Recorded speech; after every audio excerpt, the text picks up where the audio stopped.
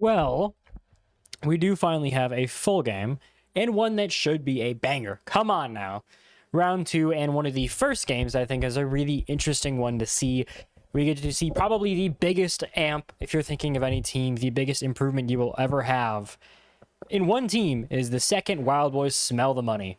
You have arguably one of the best players we've seen in a long time in baddies. Consistency is there, averaging just around 13 kills a game in leagues. Absolutely dominant right now.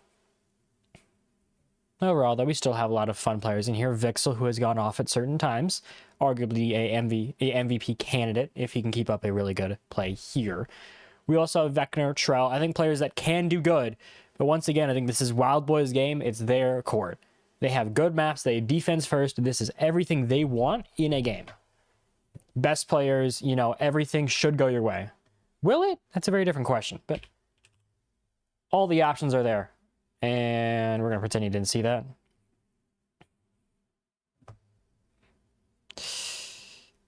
We're going to mute the audio just for a little bit because, you know, we're not going to have any major words be said that I'm going to regret.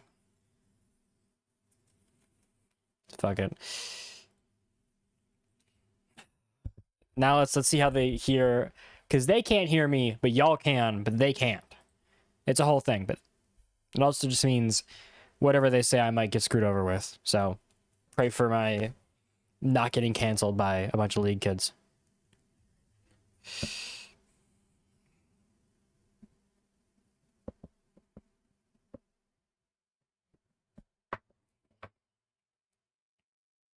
Okay, so this is why we go muted. This is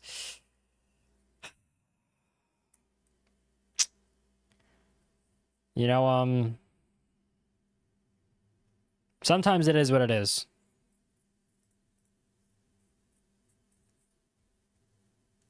Well, I had to make sure we got a little bit of a go-ahead from all the players, teams, and you know the basics.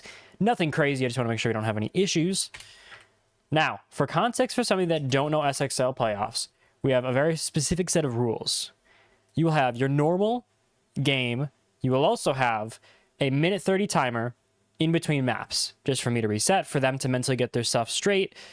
Just make sure everything's running just fine and dandy and we don't have any issues in between. You will also have generally one tack timeout and no infinite overtime unless requested for map 3 and map 3 only. That is the only rules. Other than that, it is your basic BO3 series in your favorite format with two of some of the best teams to watch. And certainly a favorite for most. Let's not lie. Obey is certainly up there in terms of pure just loving of teams. Sup, Jaden? I do see you.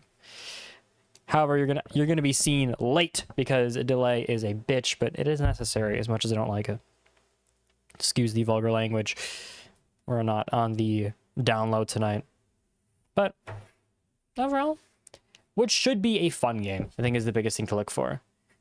See a relatively normal ban phase. I think the double electricity has become extremely common, and in return, Maverick has gone away. You just want to make that wall as annoying to get as possible. You don't want to give them an easy wall, which is where you're going to get rid of the main 2-1s, so you can't gun out with it.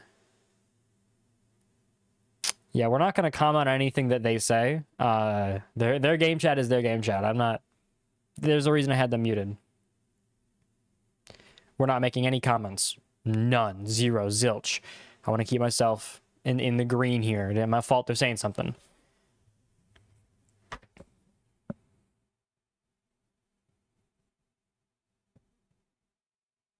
But I think we're good to go, eventually, with a long little pause in between.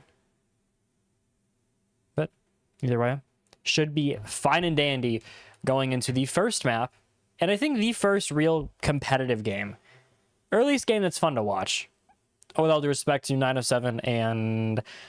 Was it Unwanted? They got 5-0'd and then forfeited map 1. Great guys, but let's be honest, they're not really going to have the, most trustworthy team. There you go. And Justin had to make sure that game audio was working. Had a handful of glitches on my end. And I don't think you guys would like to hear whatever I heard, so... But setup-wise, let's go back to the more important items. Once again, basic setup for a team that relies on its gun skill. That's not a bad thing when you have baddies at the helm. He is one of, what I'd argue is the better players right now. I think in the wake of Stompin kind of leaving, a lot of players taking their step back. Sometimes some players can be a little more underrated. I think Baddies is in that sort of category. Been dominant, been good in his games, consistently pops off in tournaments. There isn't really a moment where I worry about him not popping off. I think he is arguably a surefire lock if we're going, an over-under of, let's say, 12.5. He's one of the strongest locks I could even endorse. One of the best and most consistent players in the league right now for a reason, because he does not stop. He's always up there. He's always doing his job, and he's doing it damn well. Maybe Barstow a little bit, early to start off, not the greatest play, but we're seeing downstairs, Trell making the first move onto Andy's turn. Both two players who certainly want, that first entry pick. Let's be honest, Nash and Nagoyo is your aggressive players for a reason. Two great guns, but maybe not the fight you're expecting.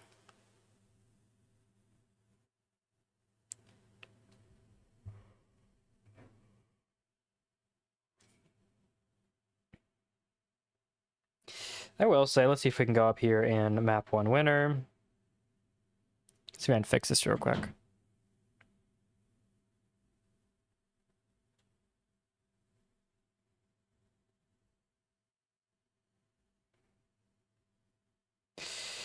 Obey or Nebula.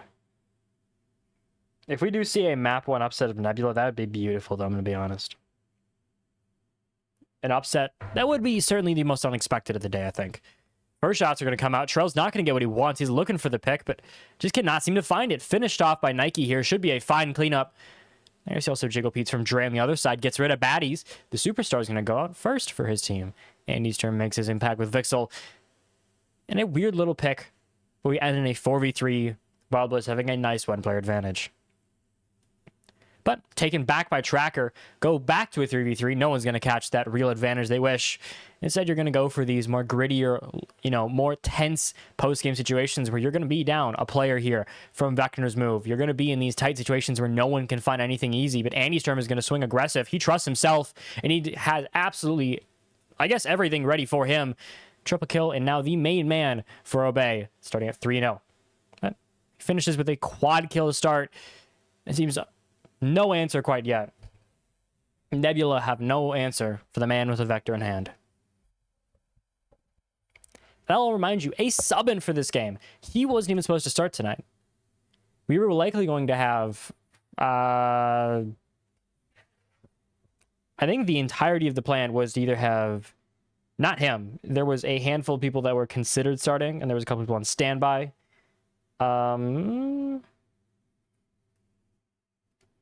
That'll likely be the first of one pause for them.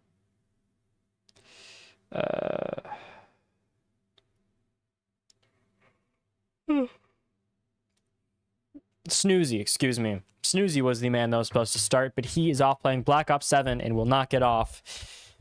I guess it's, close to launch day, so I can understand why, but at least for the short term, it does mean a bit of a, weird sub-in. Really seems to have worked out just fine. 4-0 is a beautiful start from the man, and as much as I don't want to, I think we are going to go to a quick tech pause just to get everyone back in and back together.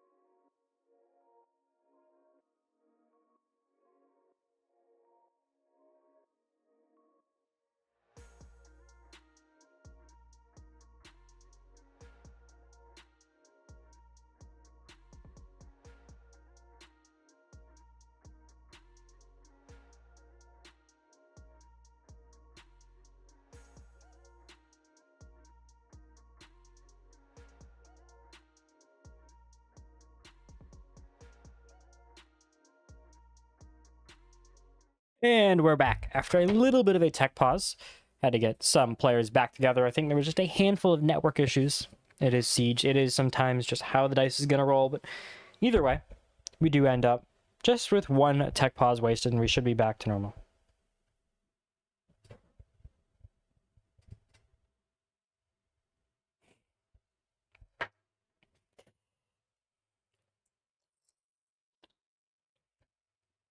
But for all of the people that are just sort of tuning in from an announcement on the other place, should be a certified, I think, great game, baddies, with maybe a slower start. But once again, when you have a dude pop a quad off, it's hard to find picks, believe it or not. I think the target share might be a little bit diluted, a little bit skewed, if you will, in one round. There's only so much you can do. And when one man takes 90% of the value in a round, well, suddenly you're not going to see too much value from anyone else.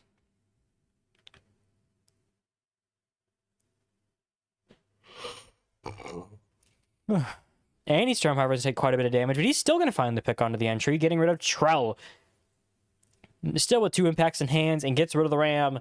Nice play on the verticality, going to keep it closed. Much easier, but you still do have Tracker and Vixel. If they really wish, they could go for it. But it is much significantly slower now. No longer is it an easy grab. No longer is it even really a surefire thing. You're going to make a lot of noise, and you're not really going to have the same reliability with, a Buck here. But Buck's already going to get very low, but Baddies does lose his second fight so far. Going to start off 0-2 in the game.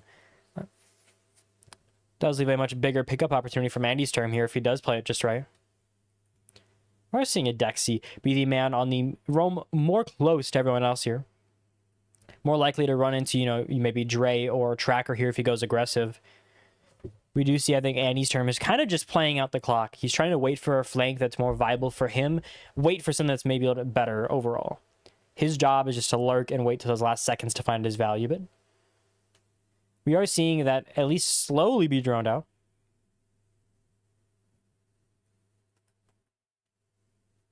Well, Tracker at least seems to have found his target. Vixel's going to take out Adexi. And there goes one of your major roamers, leaving just Andy's term as the man outside of the site here. But no ping on him. He might have a free shot here. All about landing him. But however, Vixel's perfectly locked. Gets that double. Very necessary here and give you a 4v2 and a much easier win in the site. As long as you play it slow and steady. But Bars, once again, obeys style. Never slow down. Never stop being aggressive. Keep going for those picks. Even when you're down. Even when it looks like it should be impossible. Keep that aggression up. It's how you beat them. It's what Obey has always done. It's what they will do. The aggression does not stop. And there's a reason it doesn't, because it consistently succeeds. Gonna find Tracker swinging aggressive now, getting more damage onto Vixel, but still not that grandiose pick you're looking for.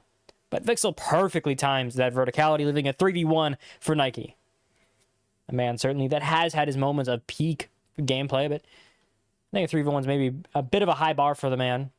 And a beautiful wallbang means Vixel is going to start off strong. It seems we might finally have the man to rival Obey.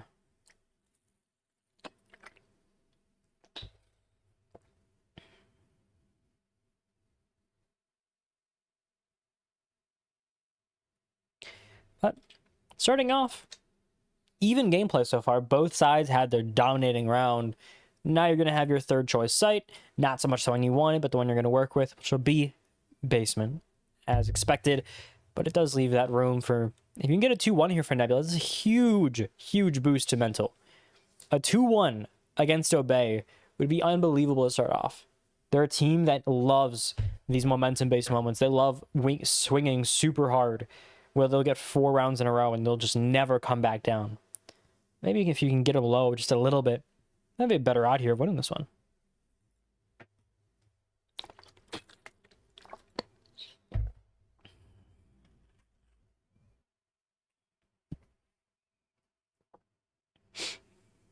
But to start off, at least, an equal game to be found. And not quite that advantage I think WildBoyZ was loving to see. And that is mostly off the back of this kill. I think just lack of help from other guys.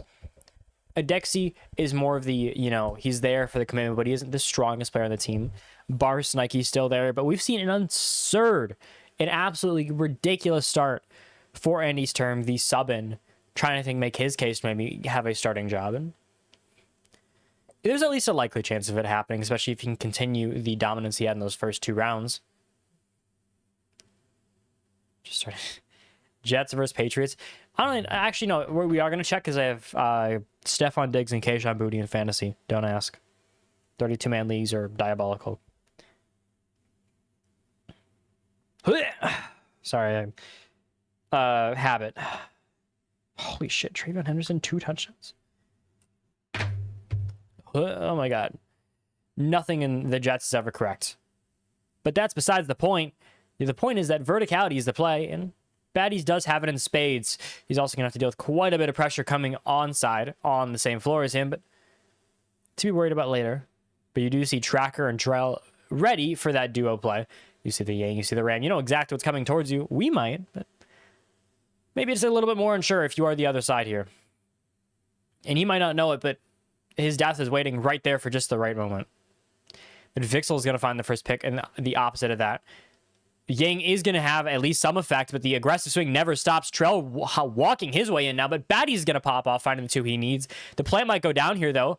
And without any real way to stop it, it looks like you're at least going to see a post plant. But it's not an easy shot here, and Nike's going to at least find his pick in the round. You're going to try to shoot those feet onto Vixel, but this is not going to be an easy one to win, no matter how you play it. Once again, Vixel, you cannot be careful enough against these guys. You're going to have to drop. You're going to have to play aggressive because it's already a 2v1. It's already a disadvantageous situation, but it's even worse because of how annoying this is. Vixel, however, is going to sit in the corner, just kind of wait for his moment. He knows that there's someone there, and it's going to have to be perfectly played by Baddies. You get the shot onto him. You don't get the glass, though, and he gets both of them. Ace from Vixel. Apparently, you need no other man but him, as now he's had beautiful back-to-back rounds, saving his team twice now. No one can stop the man, and apparently we do finally have our match. Off the back of a singular person, too. And now heading into those third bans, maybe WildBoyZ has a little bit more to think about. A team that just had 9 kills dropped on them by 1 man. That is something you don't ever see. We haven't seen that since 907 did. Now, am I comparing Nebula to 907? No. But am I comparing... 32 what? The fuck? I'm gonna pray. No, 32-man leagues. No, 32-man leagues. So, 32 people, 1 league, you have to reach deep. You know, Jacoby Myers, Kayshon Boutte, Trey Harris before he went massive. Who else? Ja'Cory Krosky-Merritt was a picked prospect a lot in those, later rounds. You're unironically drafting a defense in the 2nd round. Tight end, you need to know tight end ball, wide receiver ball. Troy Franklin was picked quite a bit. Marvin Mims. Yeah, it's a weird little play. And defenses are worth an unbelievable amount because, most of the time you can't even start one. Like, if you have a top defense, that can unironically win you everything. And like the Patriots wide receiver room would have been a gold mine because Kayshon Boutte's still doing his thing because he's kind of just a deep threat. It's a little weird, but besides the point, we have 1 man to think about, and really 1 man only in this game. As ever since that first round, Obey has backed off. We've had 1 singular man to save them. This is the equivalent of when everyone was rooting against the Chiefs and you were just rooting on the Bills or the Ravens, whoever they'd have to go against. If you are anti-WildBoyZ, I'm personally not. I'm personally a WildBoyZ fan. Got a glaze. But if you aren't, if you're not really looking for WildBoyZ to win, you better pray your lucky stars. You better get that seance out because Vixel's your only man to do it. A team with a relatively unimpactful roster for the most part.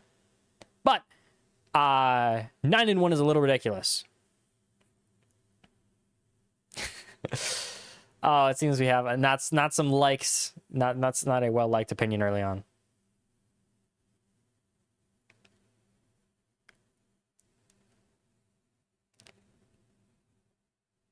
But to start off, it is at least pretty basic in the play. And I think a relatively smart pick from Vixel, though.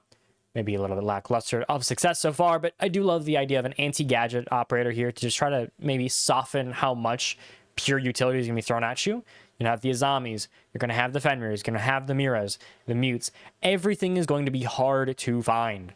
So maybe if you can lighten the load just a little bit, I can see the value in that. But I think you need a little bit more than that. You're likely going to need another player to step up here. You can have Vixel pop off every round, but there's only so much that can happen. You need to see one more man here come in and be that, option 2, if you will. That second plan, the backup, if you will, to your main guy. Vixel can pop off. No one's denying that. He was an MVP candidate for a reason, but he's going to be taken out first, leaving Andy's turn to get himself another kill. A bit of a stunt in the middle, but certainly a beautiful first round, and taking out the top frag should help. Baddies with his big play in, getting rid of Vector and the aggression, possibly to find more. Bars is going to be found. We're going to find Tracker, leaving just Trell and Dre Swings in a relatively precarious position. No one can't say it can't be done, though. Bars is found by Trell, and now you do have most of the, I guess what you call warehouse balcony being held, but it's still not an easy fight by any means. But you're going to keep giving those to Trell. You're going to keep giving them these options to maybe save it. Instead, you're going to look. Dre maybe can pop off here and try to bring it back together. But the issue with that is it's so hard to really try to go for a pre-fire with only 20 bullets. The actual room for error is so unbelievably small. You essentially have no error, for that matter. You have barely any shots to spare. And the bigger issue, Nebula cheerleader. Fair enough. You just got to be very careful. I'm going to assume there was something he's just pre-firing. But Dre's going to find his pick onto Nike, leaving just Andy's turn and Dex. You got to play passive here. You cannot afford to lose more as WildBoyZ. Cannot give up anything to a team that's currently doing insane damage that was going to help on Andy's term. The Flash is going to come in with limited success. Warden's going to be sitting in the corner. Andy's term is going to be found by Trell, leaving just a 1v2 for a Dexy. He has one down at least, but you have to be perfection here as they will come at you. The Barbarian is at the gates. Can you fight him off? Can you just stave off a win? But instead, no, Trell will be your man. Apparently, Nebula are good again. By the leadership of Opie, the man on a new marriage. Congratulations to him. But despite that, Nebula is strong as ever in a 3-1.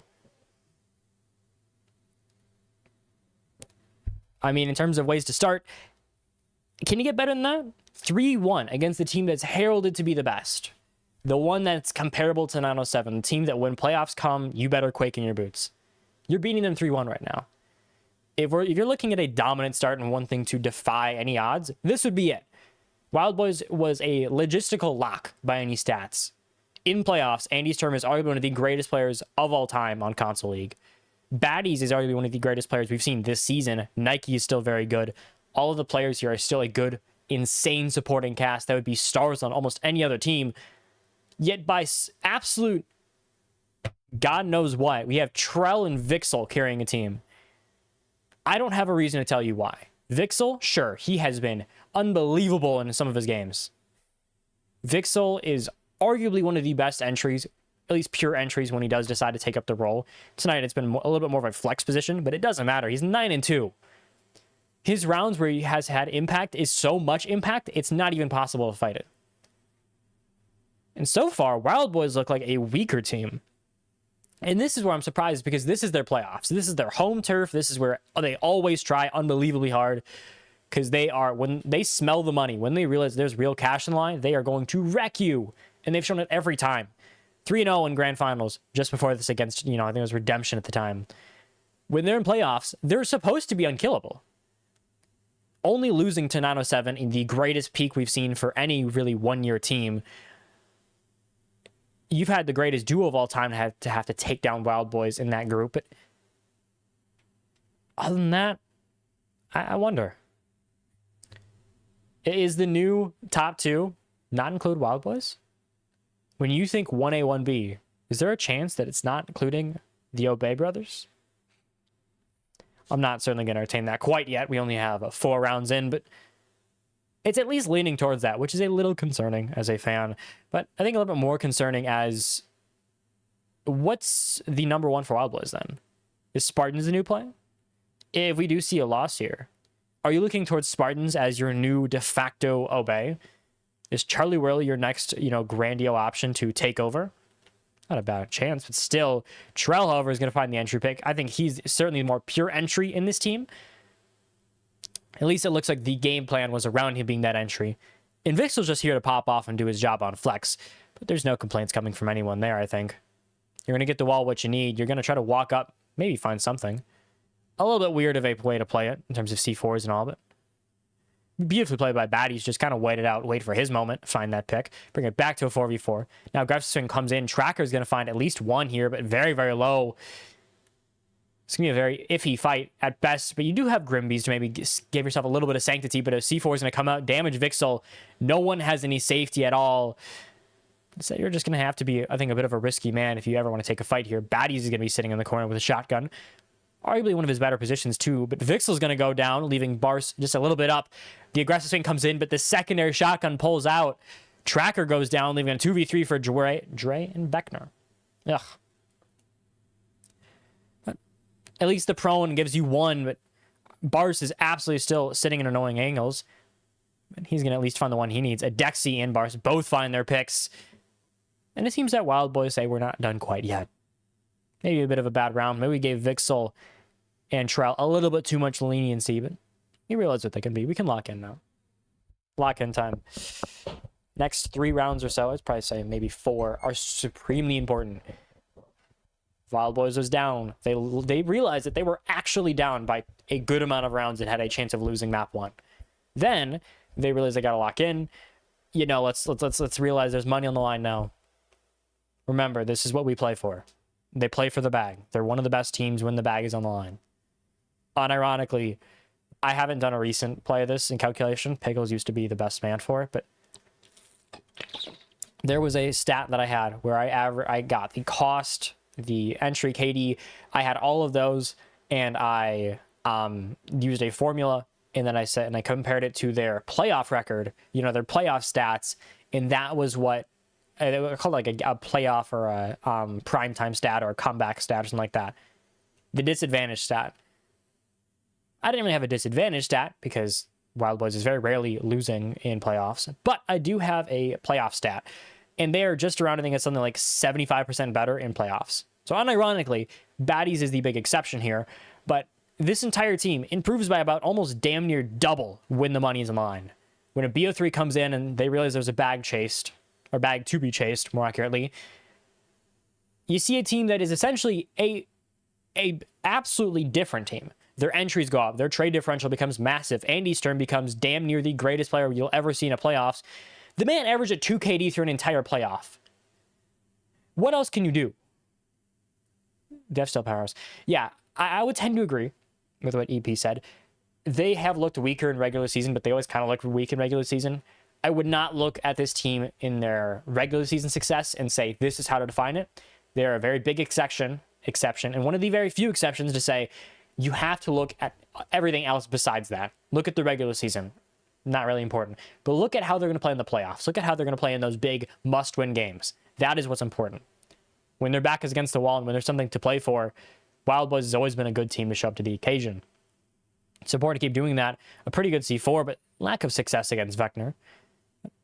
Gave the man at least a little bit of a spook. Baddies does have quite a bit of angles to watch, though, as the windows and everything do close in just a little more. And Vector likely to move on, I think, the other side, try to dodge any major aggression, at least early on here. I think he's trying to save a lot of that with the Grims, with the planning, for a much better timing. But Baddies might not know it. He's in the middle of a nest that he's going to have to deal with. A middle of one very large spider web that has been spun pretty well by Nebula, but they don't quite know where their snack is quite yet. And instead, he's going to escape to be the smart man. Keep that 5v5. Just go on a little bit longer and leave a fun little execute with everyone alive. It's still a minute 30 to go.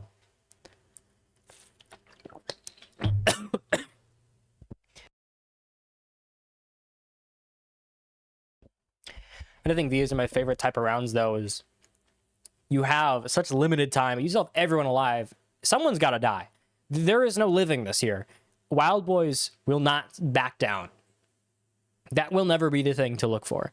So it's really just, you're going to see pure aggression, pure absolute action in a minute or so of gameplay. That is the favorite part of these games. That is arguably one of my favorite parts of any of these games. WildBoyZ have arguably some of the most fun, watchable late rounds you'll ever see, because they'll leave everyone alive sometimes. They'll just entirely back off, wait for those high energy moments. Grims are going to come out. Andy Sturm is going to get a couple of pings going this way. You are going to see the aggression come in. Bars is going to have to take his important fight. He is going to find the down, Andy's turn does finish, but the hatch is being watched by Vixel. That'll make him his 10th kill. Only in 5 rounds, averaging 2 kills a round is a little ridiculous, but he should have more left in him. Now you just got to be very careful about how aggressive you go. You already have a little bit of gunshots to work off of. EXO is going to eventually be the play, but maybe a little bit slower than expected. 20 seconds left. You're leaving a lot up to a very short amount of time here. You're going to be forced to drop, but Bars was waiting perfectly. This hatch now being watched makes it an impossible drop, really. But still, they try to do it. Vector is going to at least find one onto baddies, but it won't matter. Bars and Dexy find their picks. They just Tracker alive in the 1v3, but there's no real chance here. With only 4 seconds left, you're looking for just one pick, but Nike makes sure there's nothing to be found. WildBoyZ finish a late execute very easily. The capitalize is unreal from these teams, and WildBoyZ, at the end of the day, if you give them the aggression, if you give them the pure gunfights, they're beating your ass. That's my best summarization for them. Unironically, some of my notes for WildBoyZ in playoffs has been, this team, don't look at their site setup. It does not matter. Wait for the late game and the entries. You go based off vibes and whoever's starting. And if baddies is here, this team has a really good chance of, at least performing moderate, because he's generally one of the top players in, I'd argue, not league, but I'd argue a lot of console. You have still a strong roster. Andy Sturm, the man who's known to rise to the occasion when playoffs come around. You have still a roster that's fun, that's good, that has that, energy at all. Cardz is... no, I wouldn't be feeding nobody info. I got to keep my integrity. I'm trying to get to T3 someday, T2. I might not be no Cino, but I'm still trying to get somewhere. We're going to feed no info tonight. But on the other side of the bans in a 3-3 even half, a pretty bland ban, all to be considered. Is the, Fenrir a little bit different? Yes, but he is amazing on Nighthaven due to these tighter corners, and you can maybe grab a mute, grab one of those shotguns, maybe a Warden if you pick, or maybe a Legion shotgun, pull a Charlie Whirly if you will, and use all of that to be annoying with the, the Fenrirs already. It's a nice position you can play. It's smart to ban in here. I think it's significantly underrated and very common on high console lobbies. Specifically more League, because it tends to be a little more passive and more... everyone's waiting for something to happen instead of really making their opportunity sometimes. And if you have something that makes the second you try to go for an opportunity immediately even worse, it's a nice advantage.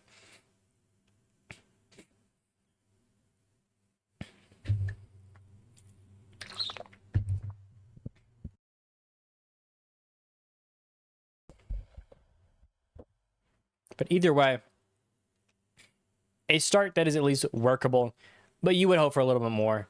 I will say I'm not entirely surprised by who's popping off. I will say Bars is probably a little bit higher on the power rankings in terms of this team's target share and fight taken percentage, but other than that, it's pretty normal. Baddies, I expected. Andy's term, I haven't really, because we haven't had any real stats of playoffs with Andy's term and Baddies together. At least not anything to really say, I can guarantee this. One BO5 that's a 3-0 against Redemption doesn't really give me a lot of good data. And this is at least the first good show of data. So, it's at least the fun idea. I will say I'm a little excited for Vixel playing now the defensive position, now having his zombies to work around and giving him even more flexibility despite being the defender to hold all the positions he needs. Feels like a match made in heaven and could be very well the reason that we do see a good half here from Nebula. Maybe in overtime, if we're really, really lucky. I do actually, I'm not one to check viewers because I don't like doing it generally. It gets me out of my zone. However, there I do want to check what the poll said. Really seen aggressive early on.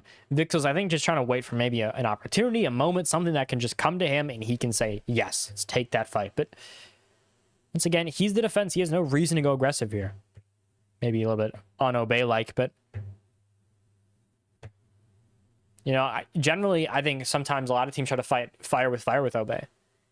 They try to fight the aggressive playstyle with another aggressive playstyle. Also, I'm pretty sure...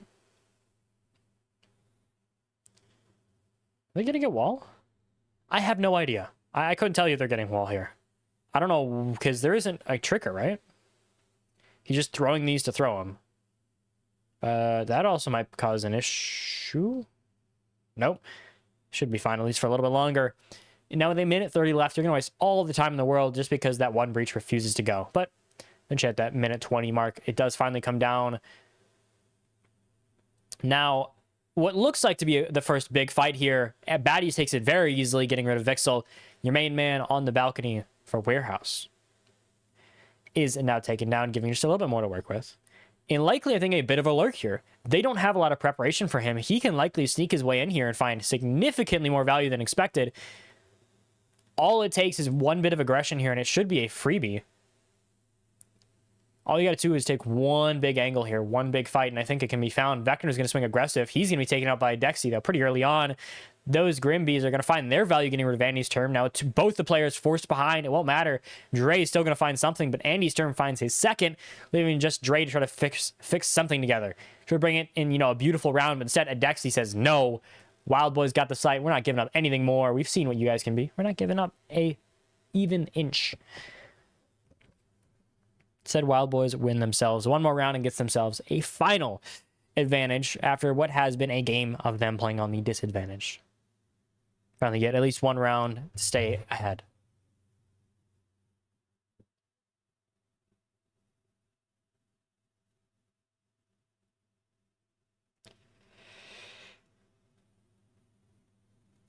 What music am I listening to? Well, let's go to the music today, because we're a little bit less crazy. We have Really Dough by Danny Brown, Kendrick Lamar, Absol, Earl Sweatshirt. Probably one of the greatest, like, posse tracks ever. Posse cuts, excuse me. Then we will go to... I'm feeling Funny Thing, Thundercat. A little bit overplayed, but still has its moments.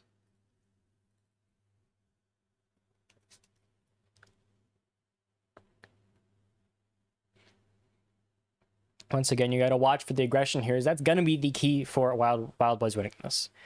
If we can just see a limiting or even a, you know, just a little bit curb of the aggression here from Nebula somehow, maybe bring, you know, at least what they're trying to do, bring the Malusis, bring the two Rouse, slow them down as much as you possibly can to maybe just buy yourself a second more time in a team that thrives off the aggression. It thrives off doing things when they want and with no real prep time.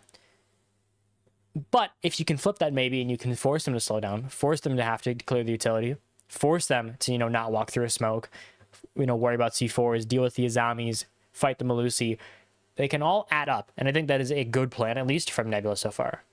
OP has, it seemed, to taught them well. At the surface, at least, but we still have one hell of a fight ahead of them in a BO3 that wasn't really favored towards them in the first place. As much as I'd love to say it would be, the doubts are setting in just a little. Also the right play, at least, from the side of Baddies here. I think keeping it open, yes, but not actively playing it, just making it more of a phantom pressure. Plus, that is one unbelievably hard thing to hit. And with two brows, it should be a little bit easier. But I think the issue is you might accidentally hit one of the Cade claws, and then you will have a trick. Well, at least one, it will help. You finally get one of the important electrical items. With a two-brow, it at least looks possible to win. Baddies, however, takes out the man from the opposite of verticality. Playing it the other way around. And Vector's now going to take the aggressive fight, at least trying to win something against Baddies, but that's a tight angle that shouldn't fit, you know, something that's a haul away. He's going to see that pretty easily. Nike's on the other side doing damage to Vixel, getting him down. Has been a couple of quiet little bits for him. Now Dre is going to make his move, though. Baddies will not stop going aggressive. A Dexy might be dead, but a 2v4 should be a nice cleanup here if you play it right. There's only so much that can be done to really, you know, stop this at this point. Andy's turn is going to have his important pick. You know where the last guy is. Spray him, chase him down. WildBoyZ in the exact same situation, but one man extra. It'll be finished off by Andy's term. His playoff success seems to continue. As the man who once again rises to any occasion that involves the money is back for more. Back to show off why he is at one point considered one of the greatest players.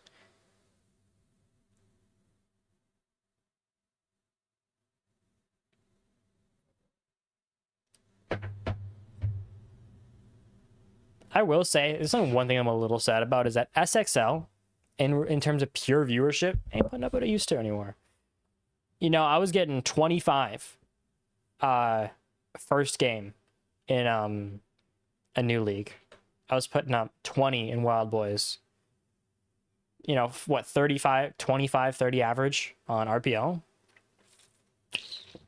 I love the league. It's been a, you know, long culture thing, but I ain't putting up that prime numbers. Grand finals and these big playoff games should still be something, but it's not quite yet.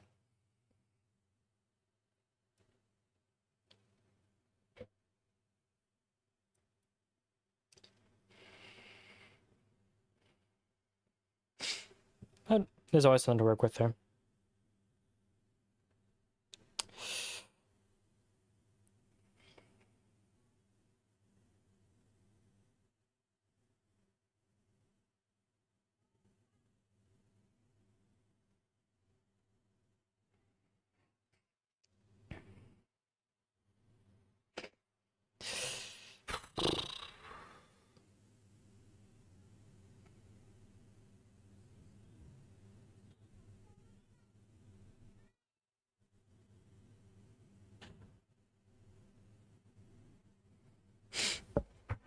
But overall, WildBoyZ seem to have found their stride again after what was a very scary first half. Now at a 5-3, just looming right over that match point. A good round here could certainly be, I think, a big, you know, step in the right direction here, proving we had a slow start. We maybe let you guys, you know, get a little bit too much, gave a little too much space, but we're coming back stronger than ever. Baddies is going to find at least another nice pick here. Give him what should be, what is this second entry, third entry on the day? Might not always even be the entry for Obey. It's kind of been one of those weird things to look for, but at least so far it has been. You at least see the fights coming in multiple directions. Vixel might be able to find one if he goes aggressive here. If he takes that aggressive angle in the verticality, could have himself a nice player advantage, but instead Vector going to take that a deck seat with a C4. Aggression still going to come in. Baddies is going to find his value. Vixel maybe just a little bit in the worst situation. And Trell still finds Andy's turn, but his what at least seemed like a hot streak for him is going down. Now left in the 3v3 with most of your men being above is not the worst situation on the planet. But it does kind of rely on baddies and bars. Like he hasn't really been that main man. I think what was this?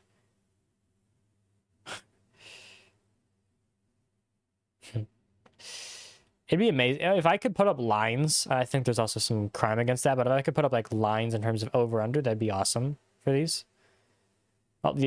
At least extremely aggressive drop here from Trell, maybe trying to find something a little bit more, find the advantage and get a better chance. Because having two guys of yours upstairs is a little daunting. But sadly, running back down is going to be the death of him. Give you a nice one-player advantage. So going the other direction, as we've seen it swap so many times before. Baddies at least seems to be the one to actually take that aggressive fight. And there we go. We have one man down here. Vector hiding in the corner. Vixel upstairs. Vixel is going to at least find two here, likely. Bars and Nike both go down, leaving just Vector in the below and then above Vixel. Then he's also going to make his way down. Baddies, however, is going to have to play a pretty hard game of cat and mouse here. They're all somewhere eventually. Where they are is a better question that I don't think anyone has a good answer to. You know, what is Baddies thinking? Is he going to try to make the aggressive move here? But he might not even know there's one in the corner. As it seems so many times over, you don't think about it, but when it happens, it happens. I'll give you a 5-4. Nebula still hang in just a little longer. No match point quite yet.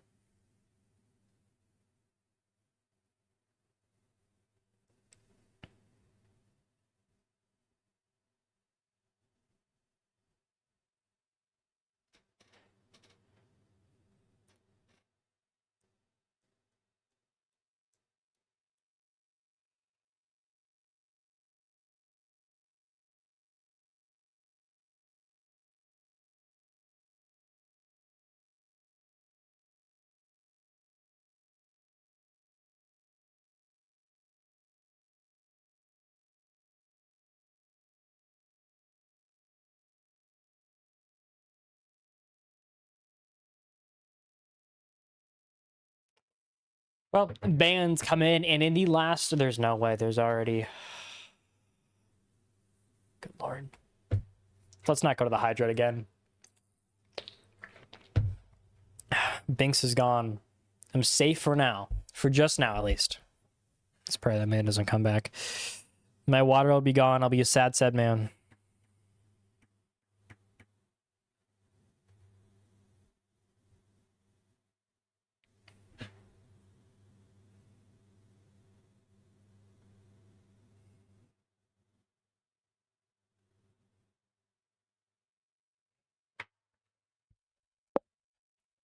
All right.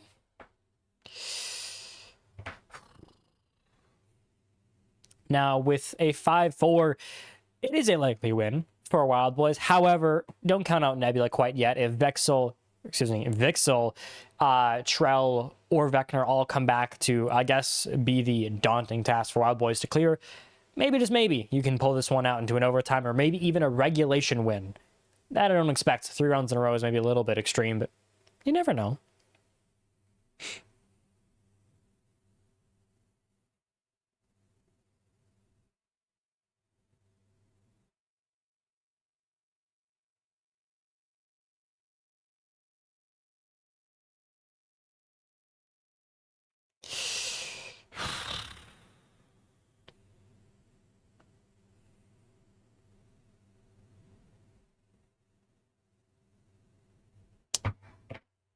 Well, in a 5-4, it at least looks strong enough to win.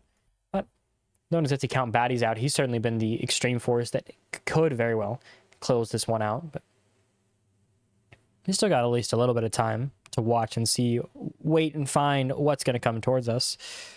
It's not like we're dying quite yet. Not like anyone's gone extreme quite yet.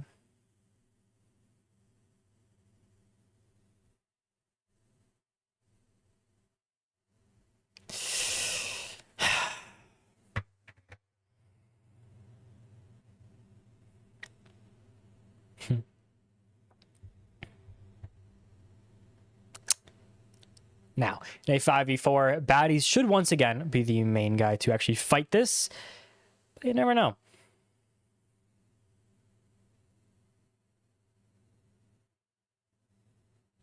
Could always be a aggressive play elsewhere, and that seems to be the option, as Tubrow is at least going to slow it down a little bit, but a nice Twitch drone should deal the job. Bars is going to get Vixel, and your main man goes down with a minute 30 left to go. Andy's turn likely to make the move, but Trell's still going to find damage downstairs as he and baddies take a fight. No real winner quite yet, but at least a good start. Andy's and Nike both at least find their death or something a little bit better. That's going to leave it back to a 4v3 as no one can find that pick since the first. Adexi, however, is going to take out Dre in a beautiful shot. Plays his numbers just right. Baddies is going to find this and make it a 4v1, leaving just Vecna with no real chance of winning. Andy's turn with a secondary shotgun finishes it off.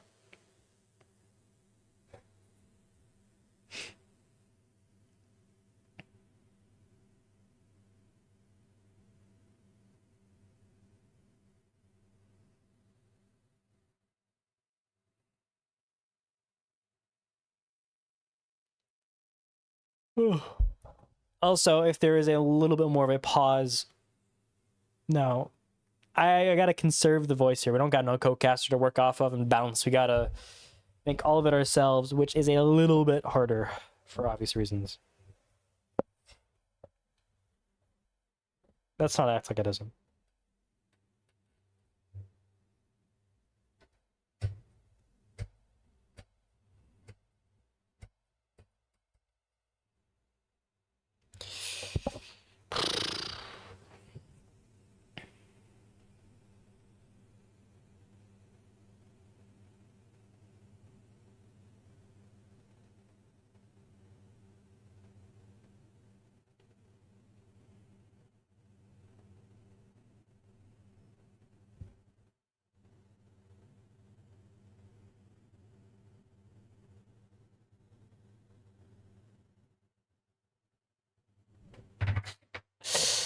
All right, back to your regularly scheduled Yap Fest. And to some people don't really enjoy casting, but believe it or not, you're going to be forced to listen to it for just a little bit. I'm thinking I'm the only one actually streaming right now. Generally, Andy's term or, baddies would be the man too, but baddies isn't super hard about streaming, and I don't think Andy's term even really cares at this point. He's in it for the love of the game. In that same moment, 13 now. once again, his playoff success is not going to be understated to anyone. I think there's a reason he's considered what it feels like the savior of playoffs for WildBoyZ every time. Doesn't matter who shows up. Doesn't even really matter who else does anything at all. If Andy's term is there, you'll at least have a competitive series. Now, Vixel has at least matched that, and we've seen comparable performance from Dre, Trell, and Vector, but it is not going to be enough, as it feels like Obey just have a little bit of magic sitting in themselves. Those aggressive late-game moments always seem to go the opposite direction. Maybe the Wolf can catch himself the map 1 win, but still a little bit of time in between then. 2 minutes, and all the verticality is being done relatively fast and good top-down, but here comes the much harder part, actually clearing out the entire thing. Getting rid of Tracker does help, but getting rid of the 3 and 11 man isn't exactly the biggest feat. But instead, the aggressive swing in is going to find at least Trell, but taken out immediately. But from baddies on the other direction, a look through the entire site finds one nice little peephole to catch him out. But maybe the aggressive comes from Dre instead. He's going to swing, not find his peg. Baddies isn't somehow going to flick enough in time. And now you're left down to Vixel and Vector to try to save this one, but a lot of aggression, a lot of pressure on just 2 people to deal with a 4-man assault. At least one goes the way of him. Getting rid of a Dexy should help, but that pressure is always going to be there in a disadvantaged situation. Brought back by Vector, takes out Nike, and he might even have time to grab his shield and leave. But be careful. You could always have someone like Baddies absolutely save around as he always can. He's going to absolutely do it this one at least. Finds one more. Now you need to take the fight against Vixel, but he's going to be perfection. I mean, just Vixel and Barst in the 1v1 for the map. But it's all on the line. Who do you trust to take that shot? Who do you trust to clutch it out?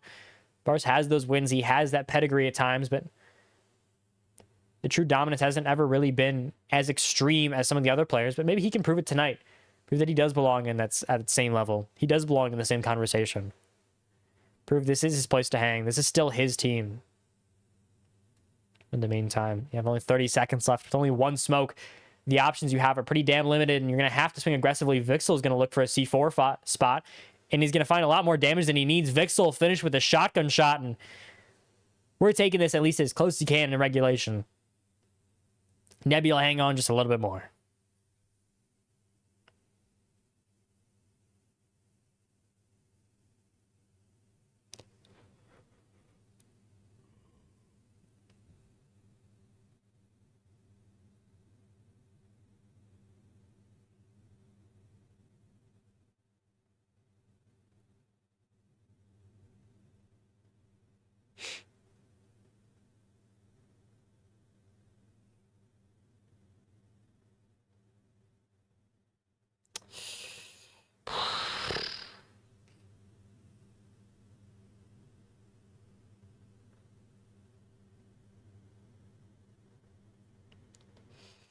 All right.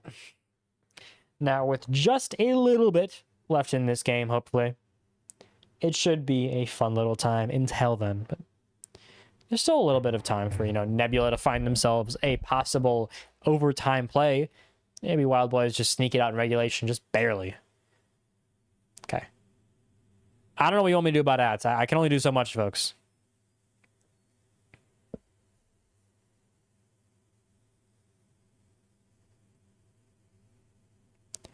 I literally just can't do anything about those. When they happen, as aggravating as they might be, sorry, but I don't know what you want.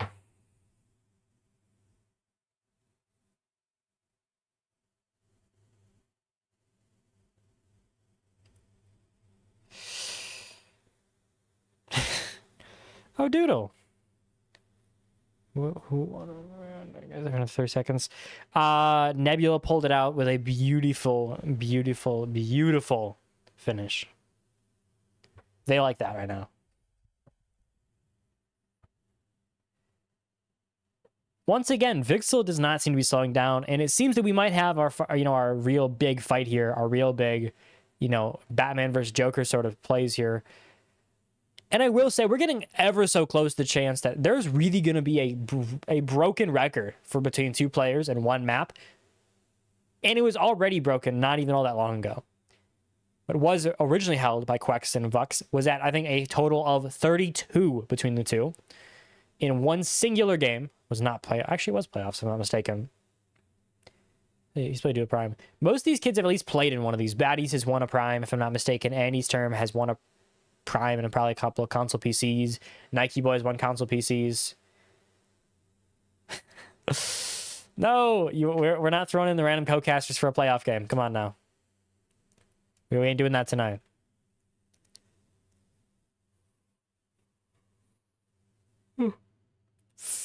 Shit, I don't even have a producer. It's on a list of things to do, but it seems Vixel is at least catching quite a bit of the heat. I mean, having 15 and being the real reason your team is even in this game is a pretty good reason to, you know, cause Damos tracks, cause all that pressure.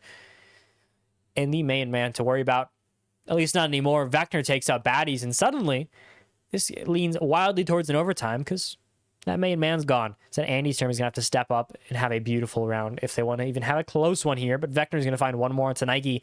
It seems that nothing can really stop those two quite yet. Bars finds Tracker, which does help, but it's not exactly what you need. And Trust's still sitting in the corner. At some point, I gotta say this is impressive, and he's likely going to find a freebie, but instead he hears the prone go up. Andy's term is going to find one more. We tie it back up to a 3v3. Now Dexy and Bars are going to be the main man's going aggressive downstairs. But as I say that, Andy's turn makes his move in. Vixel's going to realistically have to fight one or two of these guys at some point. Can't just all give him back shots, but maybe he'll try. Your options are going to get significantly smaller, significantly less than you'd hope for. A Damos track is going to make this easy, hopefully. But Vixel finds one, makes it two. Andy's turn to Dexy go down, leaving just Bars downstairs with a Thermite. He's going to have to pull a miracle here. Otherwise, we're seeing an overtime. Only so much you can do. Sing in the corner might help, but Dre swings, finishes, and Nebula find themselves in overtime against the Beast, the Wolf, round and map one, excuse me. Seems in quarterfinals we're already going to get a banger of a round, and we still have 2 more maps to go no matter what. Well, hopefully no matter what.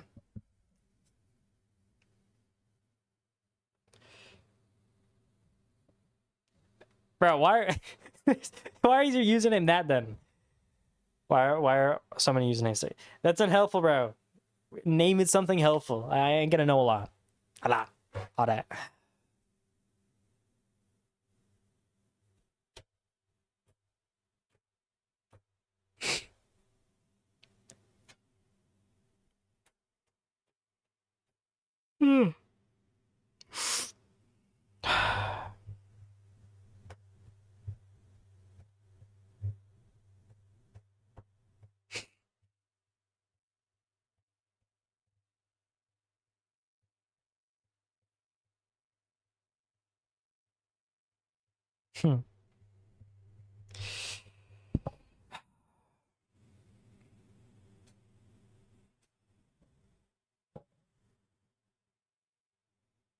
Nebula's so good.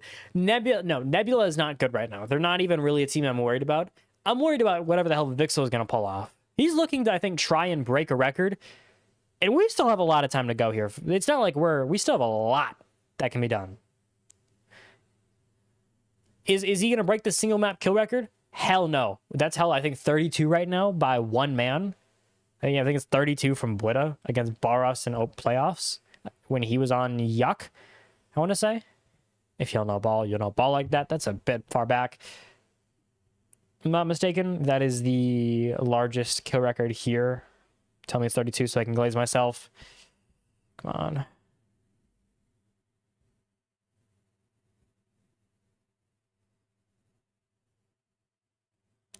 It is 26. I was way off. Well, I mean, there's still a chance you're going to see Vixel essentially carry his team to a overtime match point, but it is possible. If you wanted to say there's a chance, it really is possible. There is a chance. Keyword chance. Don't think you're taking this too far. This is not a guarantee. Hell, it's not even a good shot, but there's still something in there. Show stat sheet? I ain't showing no stat sheet. Also, why are my names? I kind of respect to some degree, but no, I don't. I safe keep that stat sheet. At least the current one I have. It's not super duper complex, but it is there. I don't think it includes current cost ratings. I have not had the time to update everything to cost because that takes so long compared to KD, and KDR, all that stuff. But Adexy's going to find his pick. Aggressive Swing comes in. Annie's turn. Still looking for something a little bit more. And Baddies and Annie's turn are still likely to combine for 30 at a minimum, which would be the second best in SXL. Vixel grabs one more, makes it now a 4v4. He seems to be the driving force for really this entire team. Gotta say, at some point, this is getting a little absurd from the man. But a Dokkaebi call should help a little bit to deal with it all. Nike's going to find his pick onto Tracker, making it hopefully an easier fight downstairs, but do not count out Vector quite yet. He's going to still try to make his move. Taken out by Dexy, though. This is going to be his big round. They have Trell and Vixel, one upstairs. One is still trying to deal with a flashbang coming at him, and he still lives despite that. No, it's 26. Thank God. It was still Baros, because Baros is LeBuns. Hey, Vixel's going to make himself a double. Now he's going to be approaching a real chance of a kill record here if he can find just one or two more. Now, when all of it's on the line, can a team that needs this moment, a team with the upset possible still, it's a hell of a fight to win, but you're going to make it left all up to Trell. 25 seconds left. You're going to be forced to drop, forced to go for these aggressive plays, because you won't have much more to really even play with once you get out of this. There's no way you're going to hit the ninja defuse. Instead, Bars is going to finish. And it seems that at least so far, WildBoyZ have a grip on the overtime. But don't come out quite yet. There's still possible for quite a few more rounds.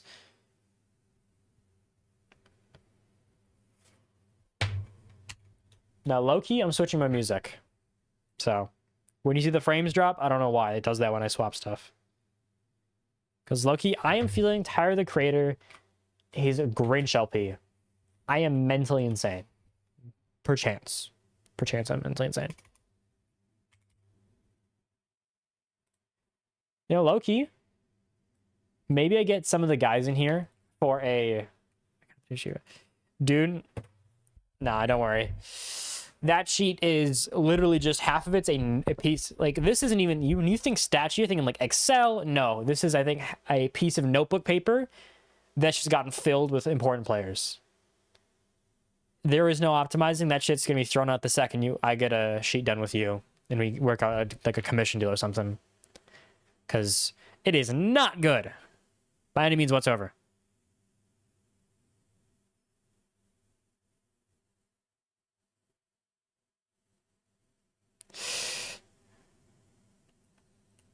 But no, it's like eventually I'll get a real stat sheet.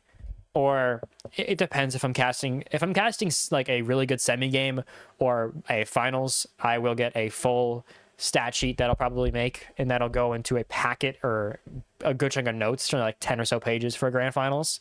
That'll be a little bit more, uniform, generally entry numbers, everything that I can possibly find on these teams. But I don't even know if I'm casting finals. I don't know if I'm going to be paid for a finals.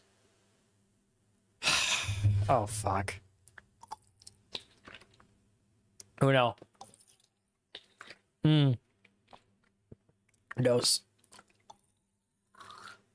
Went down the wrong pipe. Breathe. Ah. The contact. Contract. Fanboy S-Car. Real bro got signed to just do that. Cheerleader is crazy.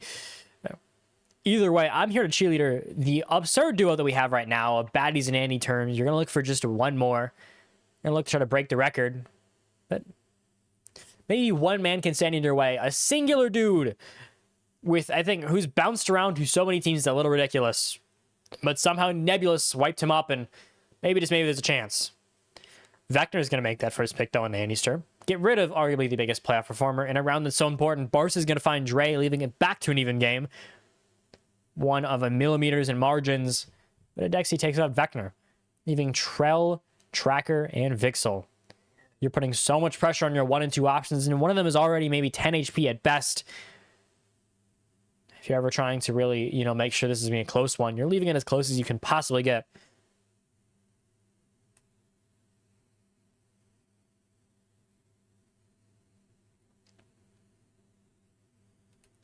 The aggressive swings from Baddies, but he's maybe aiming a little bit, not really at the right spot. Instead, Vixel is going to try to make his way up. The C4 could come in, but I don't think he's going to find any success with it. Instead, the aggressive swing's going to come in the other side. Vixel is going to try to take the fight onto what will either be Nike or one other miscellaneous guy. Problem now is you got to dodge so much that's coming at you. You had your one shot, but Barca is going to find it to run out possible and still coming at you. You find at least one if you're Vixel. You're trying to go for a record here, but there's so much looking at you. Vixel still hangs on. Trell with one more and a 2v1. Somehow it's brought back to a winnable game. 21 now for the champion. He's trying to champion himself a new kill record too. Dexy has all the pressure on the man. He's going to have to swing aggressive here, and you're going to have to go for these big fights because you need him now more than ever. Now leaving a possible chance for an 8-7 finish, but both players relatively high pressure. Trell is unbelievably low, though. He has to play this as hard as you can. You cannot afford even a sliver of damage anymore. Dexy has all of the space to work with, all of that, advantage in terms of health and time. You're going to have a miracle here to pull out this one. One angle isn't going to be enough. You're going to need to find some big chance here. Some way to get him to lean out of this. So this aggressive swing is going to take time. Adexy's going to have himself 8 seconds. The time's just going to wind down. There's only so much you can even change in this moment. An aggressive swing finishes. WildBoyZ make it unbelievably close, but just barely do they hang on. WildBoyZ make it damn close map 1. Win it 8-6. Keep a strong game 1. We still have 2 more maps to go. We still have a little bit more time to watch, and we'll be back in just a couple of minutes with your map 2.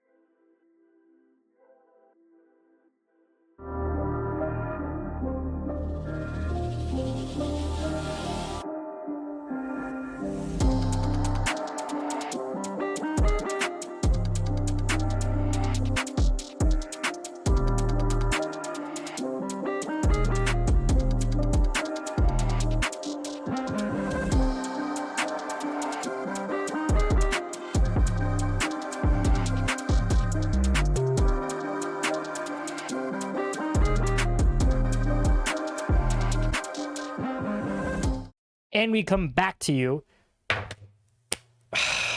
Well, we come back to you with hopefully a fill group, but apparently we still have one more issue. I don't know what to say. This is just what it is now. You can never win. But either way, hopefully another relatively fun game. And a band that I can once again get behind, simply because of how broken the character can be sometimes. Say what you will about the team in general, say what you will about the operators, but Grim is so damn good. Why are we leaving? What's going on, folks?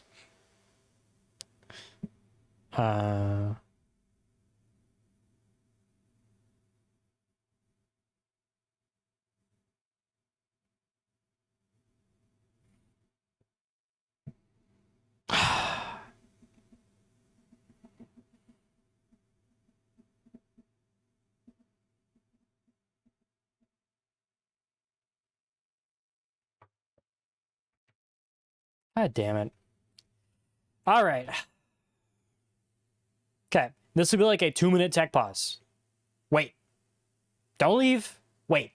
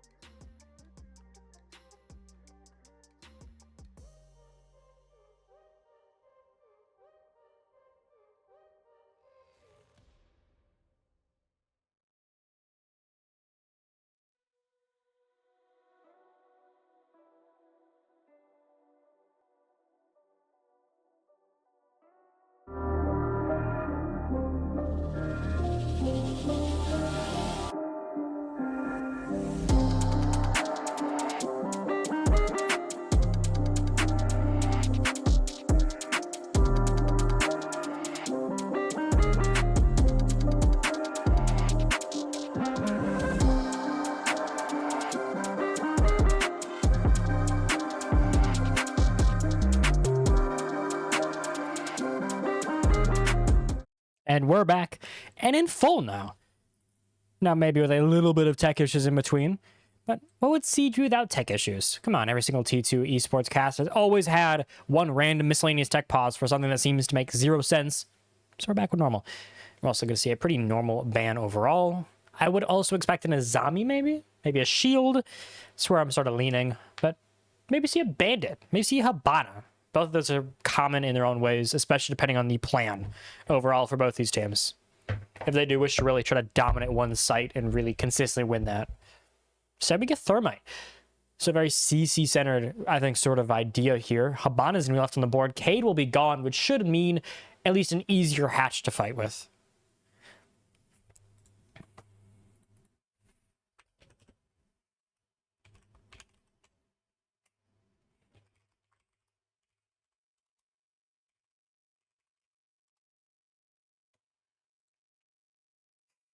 All right. Now, hopefully, we can get ourselves a nice 3-map series, but it was a very great map 1 either way. Now, with map 2 underway, you do want to see, hopefully, a little bit more continuance of what we just saw, and or give me a damn good game, just like the last. Repeated 8-6, banger, I'd be happy with that. Okay, listen. The music isn't great, but like, one, I had it made by someone else for a reason. I can't do any of these. I'm a great caster, I'm not a great producer. And then you give me some better music.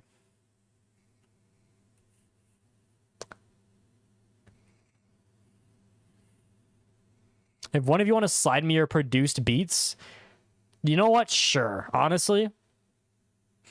Like, seriously, if you want to put in beats of your own, go ahead. Or I get like a random small ass artist for my music. That'd be fun. Yeah. Listen, because like, I'm never going to be Sino. That man's a fucking goat. He will probably go T2. I ain't ever doing that. So if I want to put on some fun music in my intros and, you know, maybe have a little more uniqueness in a stream, hell yeah. Dexy, don't do it.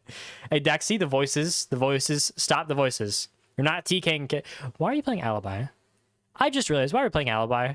And where the hell is Bars? Okay, he's playing Secret. Kind of. Probably this team, once again, you will learn one lesson watching Obey, which is they don't know what to slow down is. They don't know what that means.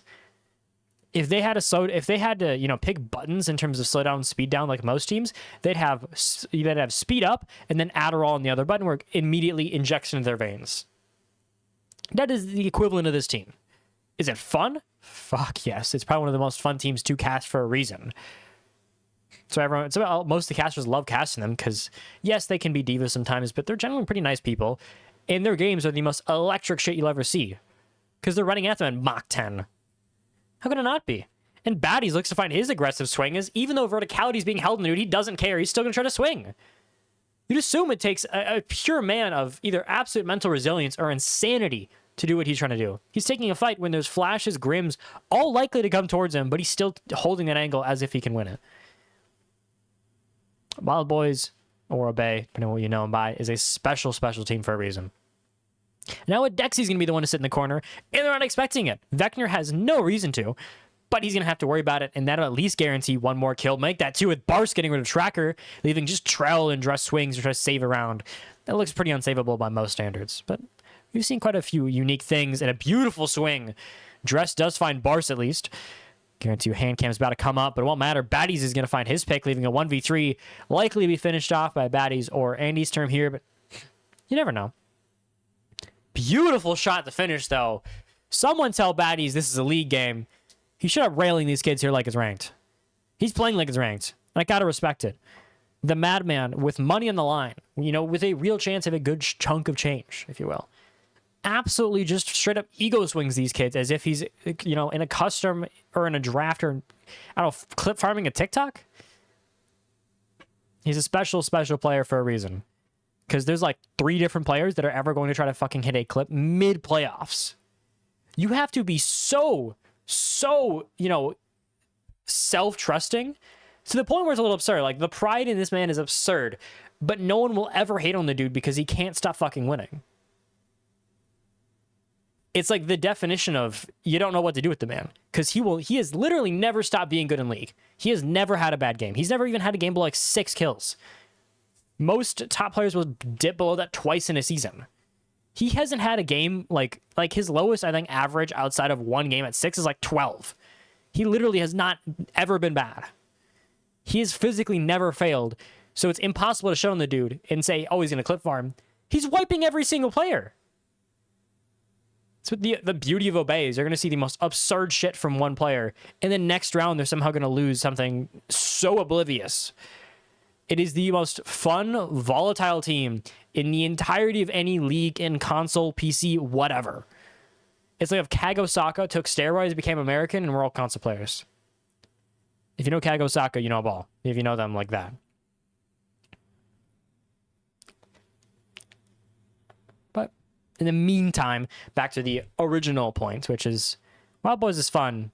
We have another, hopefully, much more than 5 rounds, maybe even 15 if we're lucky. But let's at least see what we can get out of this one game here. Andy's term is going to find his first pick.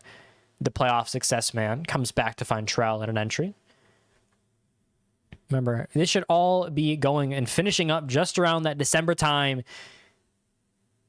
as we all start to see that cold season come in, maybe get ready for winter break if you're in high school. And at the same time, I'll be casting a beautiful BO5 likely, or 4, but likely me, honestly. My man is, I don't know. No hate to the man, but he is a busy dude. And also he works, which does kind of disadvantage him. Not even his fault. But either way, Vixel likely likes to be the aggressive one here, try to find something special. But so far, not the craziest start, but it is only 1 round in. And once again, we've seen players pop off and fail, in the first round or so, and then they come back immediately being ridiculous. So it's one of those things you don't worry about. Zero Uncle?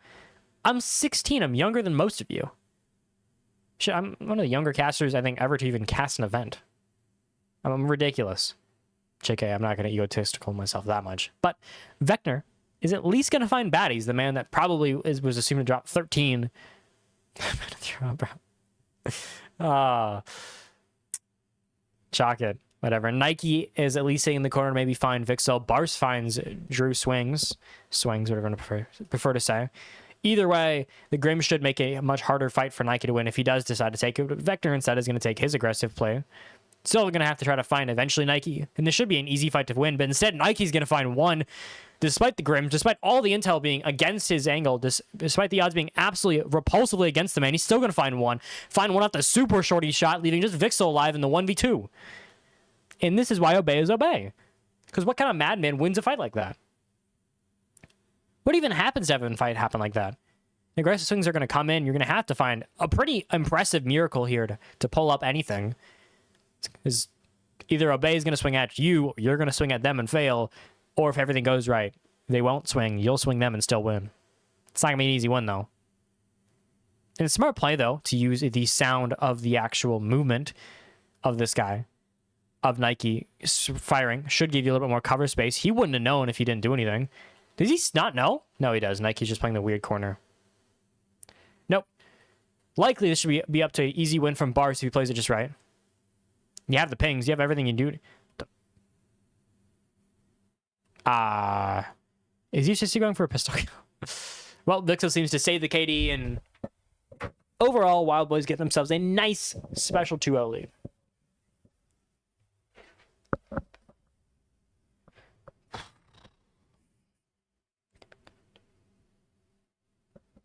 Well, even if the game, hopefully, let's hope, let's hope this goes on just a little longer. Let's hope we catch ourselves in a couple more games. But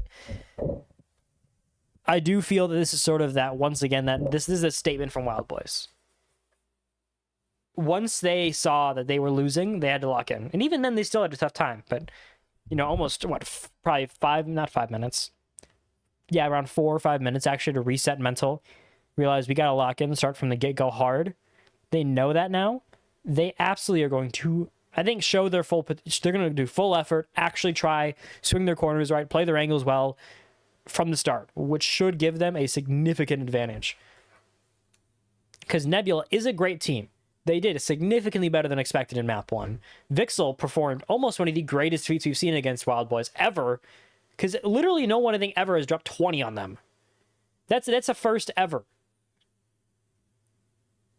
So at least gives you, I think, something to come home from and say this is a good start, but it's really hard to assume that they're going to win this.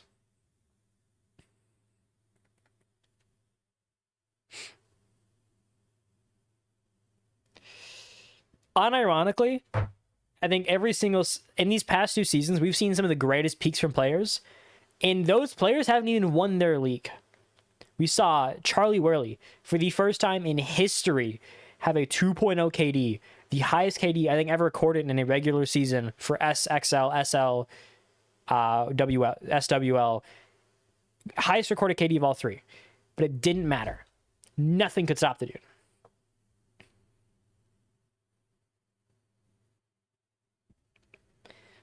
And yet he didn't win. Now we see Obey maybe trying to make their final move back to another win after what was one singular win not all too long ago. They're, I think, crown jewel of what was already one of the greatest seasons for an Obey, for any WildBoyZ team ever.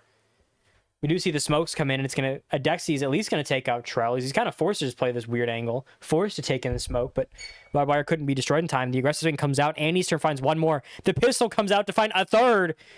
Well, not a third, but you get the point. Vector absolutely dominates. The Maverick gets stopped, and suddenly your wall and your real big chance of winning is gone. You're going to have to take this aggressive one, but with just Vixel, is he really going to perform a 1v4? The odds are slim to none. That shouldn't mean you count out the guy. This is the same dude that literally just dropped 21, so I wouldn't count him out, but I would at least, not expect it. Can Obey finish the 2-0? Maybe, but we're going to need to not swing super aggressively here. You can't afford to give up too much. Come on now. But despite that, Andy's term says, you know what? We're going to keep swinging aggressively because we do it best. And he eventually does find Vixel.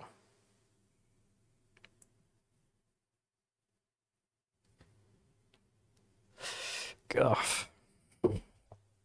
Eventually, I don't know. We'll see. I might switch to a system with a really nice earworn mic or lavalier. I can never say it correct. Just so they're comfier. Because this large boom mic and IEM in my ear is great. It's effective and it has good quality, but it friggin' hurts my ear after like 2 hours. God forbid, 5. If we do a BO5 someday. Someday. I've done like 3. It's just all of them have been blowouts. Either way. WildBoyZ with a 3-0 starting. Once again, I think if they win this 7-0 or even close to that, this is their statement win. You made it close. You got us scared. You almost beat WildBoyZ in the playoffs. That alone is impressive to almost any team ever. I don't even know who they've beaten by in playoffs. I don't think have they even lost when they get to playoffs? It's a real question. No, I'm not even in SXL. Have they even lost if they ever got to playoffs?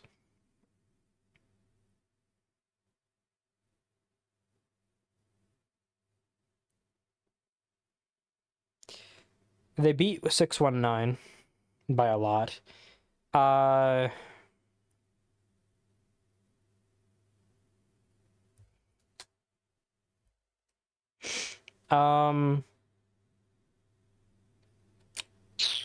No, they lost to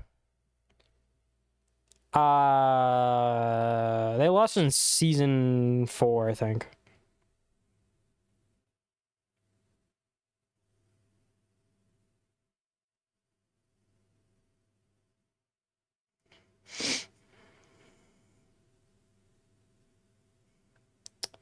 Other than that, I don't even know who else did.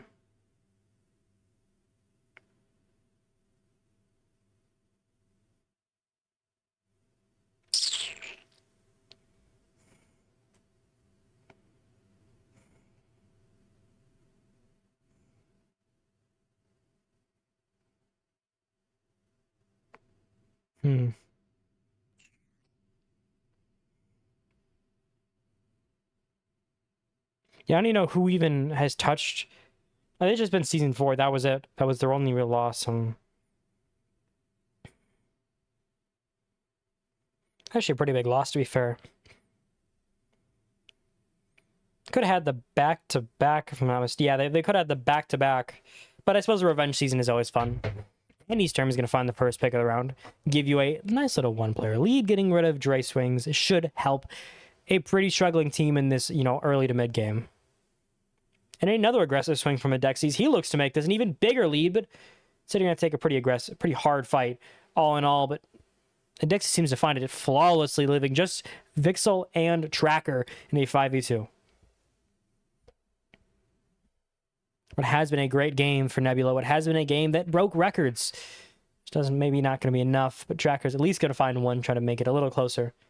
But you're still looking for a miracle here, or something given to you by WildBoyZ. I don't think we're going to see either, especially at this point. But maybe. We do see aggressive plays from Adexi. And we do see something, a bit of an overstep from him. Was possible. Andy's term is also going aggressive as well. Sitting here in this corner might help, but I think the laser sight's can be found. You could have just stayed hidden and would have saved you, but instead you're going to have something aggressive. Tracker's going to find one that finished off pretty easily. Maybe not by the man expected, but a trade will do. Now on a 4-0, WildBoyZ have their statement at this point. A 4-0 half at minimum would be insane. 4-2, beautiful play from them, much better than the 3-3. But this is, I think, where you start to see the lock-in.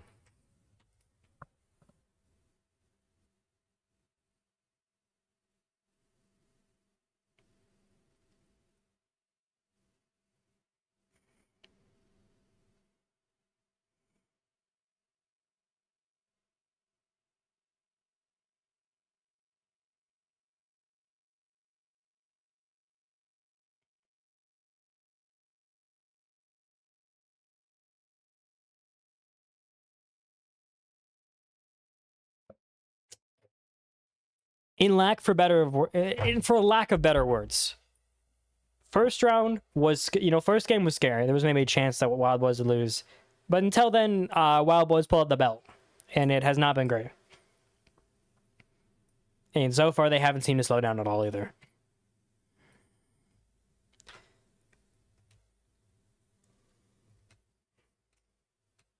I will say, however, I don't know what voodoo magic they pulled, but Vixel did give them an absurd performance and almost a kill record breaking one. So that's at least worth something.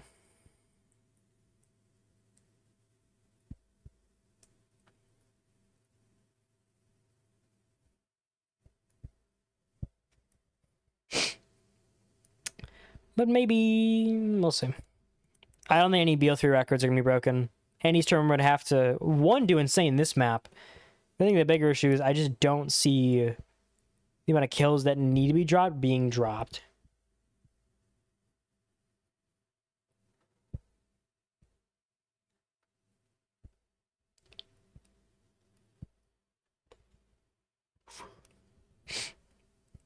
But the 2-row should at least slow down the oncoming assault just a little more. WildBoyZ keep Nebula at bay is they can't even really get a wall without, apparently a long wait. Nebula's best map is Night Haven Labs. That seems to be apparent. That seems to be hilariously apparent. Like extremely apparent. Good lord. Because if that's the best map, I get why. Vixel just damn near won. Vixel damn near carried an entire team to a overtime win against WildBoyZ. Obey, whatever the hell you want. I'm calling it WildBoyZ. It's what it's supposed to be called. So for them to have any chance now, you're going to need to see Vixel turn into, prime LeBron. You're going to need to see a level of play that we've never seen from Tracker. And Trell needs to turn back into, the Shaiko that he has been once every, 20 games for this team. I mean, he'll drop, a 7-0 entry stat line and just absolutely slam anyone else. But that seems unlikely as Baddies finds one more, gives himself a nice kill with a shotgun. Who needs more when you have one very large tubular gun in your hands? Despite the euphemisms and maybe a questionable way to say that. Ends all the same with a Dexy finding Vector and a 5v3. Should give WildBoyZ the buffer they need to finish this out pretty cleanly. But Bars finding one more certainly won't help, or certainly will help, excuse me. And Trell dies to the fall damage. We've seen a little bit of everything today, I think. Nope, never mind, I keep finding that one, I think.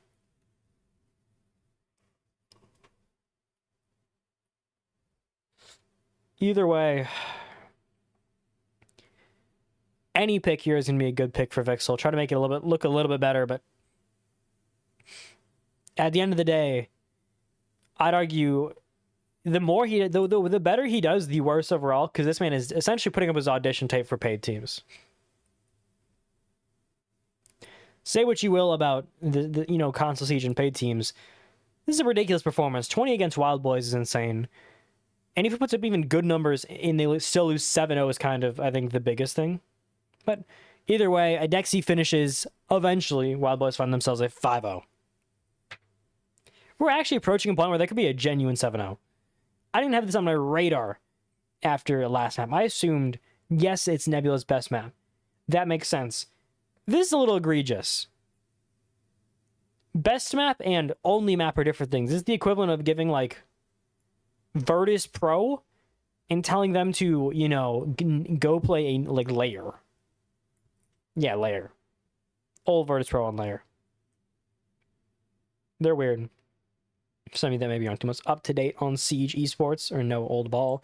Virtus Pro had maybe the most hilariously bad map pool, but we're still some of the best teams in LAN because they played on like a bajillion ping because they lived in Russia and scrimmed in Russia.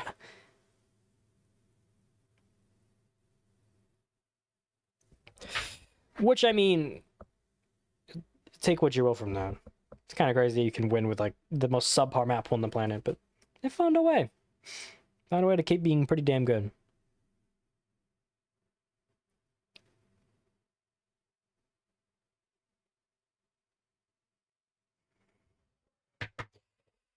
Ugh.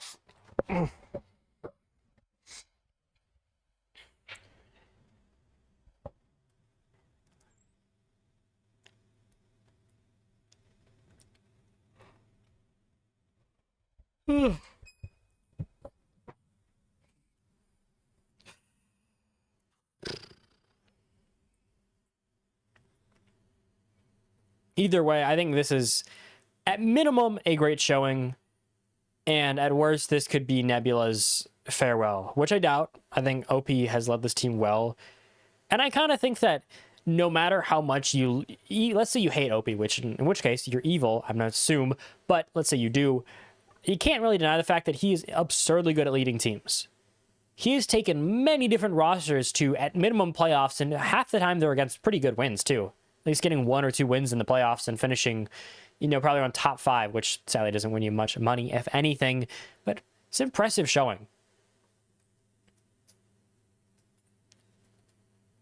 The aggressive swing from your man, Adexi. He's at least find 1, a bit of a freebie on the 2, and a C4, maybe finding the 3, but not going to be found because Vector's on the other side of the rappel, but he at least finds bad. He's trying to make it a little closer. Adexi has kind of had all the aggression they need. At this point, this game is really just, I think, one big countdown to see how long it's going to last. How long can you stop the bleeding? Because it should be over, but maybe Tracker can find a round, stop a flawless loss.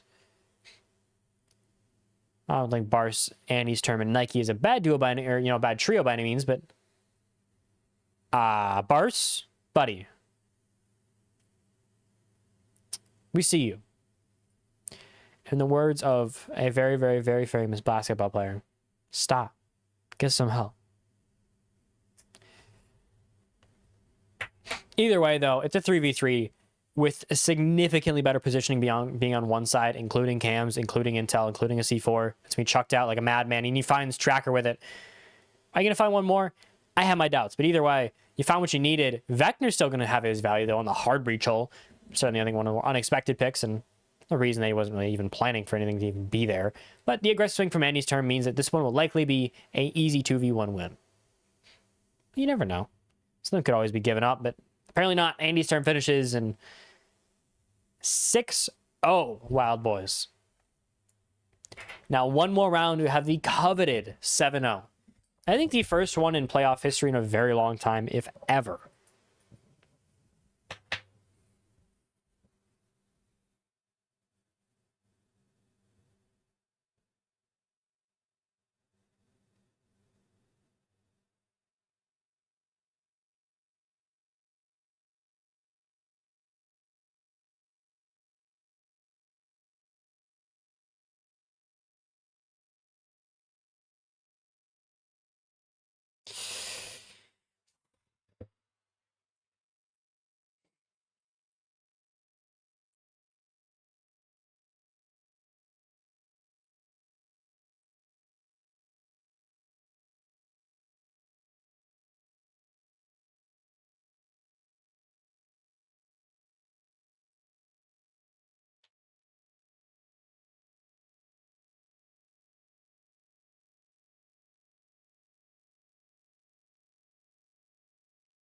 I did actually see your 21 kill game. Tactics, the man who was once a very, very, very, very, very good console player and a pretty damn good rookie, said, you know what? Fuck this, I'm going to PC. Excuse the vulgar language. We're getting a little bit later at night here. The late at night me is not so particularly E for everyone rated, but either way, yes, Tactics, I did in fact see you, and I do see how absurd you are in THL and other PC leagues. I am paying attention. I know stuff like that. I'm trying to watch T4 and T3 bunch. I know a lot of the teams. You know, I've met at least a couple of them. They're nice guys, talking to them and all. It's just a bit of a, you know, you're chill. They're chill people.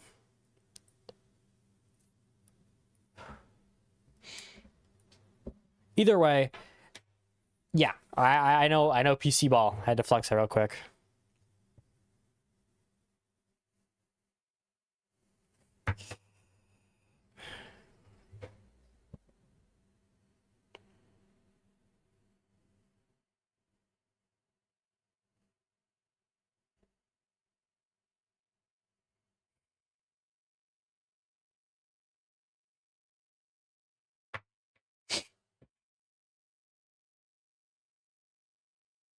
Holy shit, I just spelled friend wrong.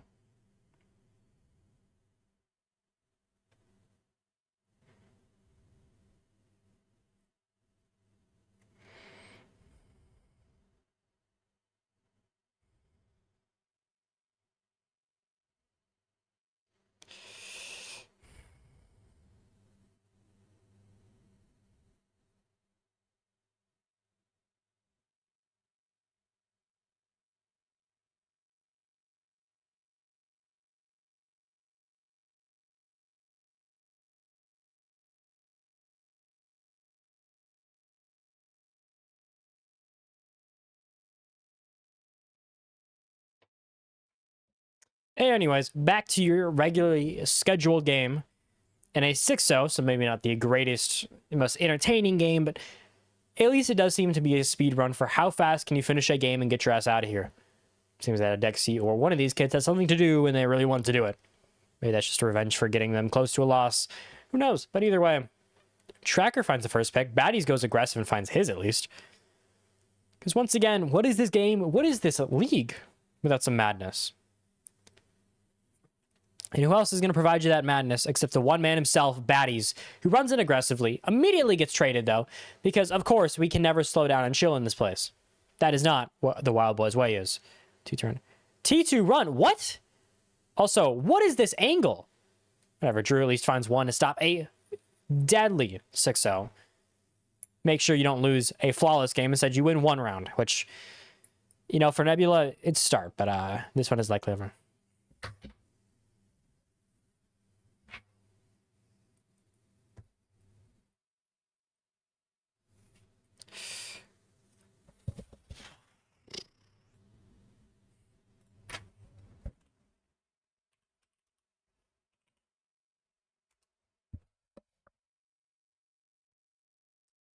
Come on now. I gotta know the gossip before anyone else. That's my job. I don't even cast and talk about that kind of gossip. It's just I gotta know. It's what I do. You know, I know T2 stuff generally pretty early. Thank you to a handful of you. I know T3 stuff super early. Thank you to a lot of you. And I know console stuff before almost any single other person because I do. I don't know. Most of the team reps talk to me. Well, a good chunk of the team reps talk to me. I talk to them. You get the news early. A lot of the players talk to me, so I know free agent moves before anyone else. Normally by a week or so generally. Some moves are a little bit more spur of the moment, but if there's ball knowledge to be known, I know it. I'm the gatekeeping version of Adam Schefter.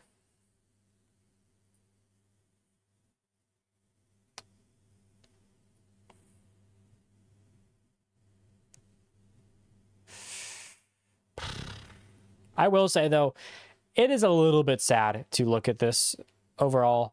I had a lot of hope for Nebula, and I think they just kind of run into the worst possible playoff bracket where somehow everything is evenly spread into hell because WildBoyZ doesn't try a bunch, because Synergy is not really that hard trying, because this team, or excuse me, Synergy got banished from this league, never mind. But because of everything, it feels like this was kind of the doom scenario. They had no chance to go far because their death was at their gates either this round or the next. So take your pick of absolutely disgusting poison. I feel bad. But what more can you do? Either way, the actual semifinal should be a glorious game. Because these are quarters, I think. And Baddies goes down first. Apparently there's a little bit less aggression going around, or at least not the same type of aggression we originally saw. Oh, 4T2. Scare the shit out of me. So Adexi's going to make his move. And it does seem that at least a good start for the team overall. Vixel going down should make it easier to win this, but aggression's going to come in. Nike's going to find Vecna, leaving just 2 players left. A whiff C4, excuse me, from Tracker means that this should be a good cleanup. But at least for now, still a lot that can change. And a 2v4 isn't unwinnable for Nebula. Trell's going to at least find the one important pick, but once again, time is always going to be the factor here. It's always going to be a hard fight to win, no matter how you play it. And the aggressive swing comes in. Nike still can't find the pick. Trell is sitting on the other side, waiting for it. Put back in a 2v2. But you're going to hold the right angle. Quad kill for Trell. This game's now a 2v1. Apparently, WildBoyZ at least giving up a little bit more than they should.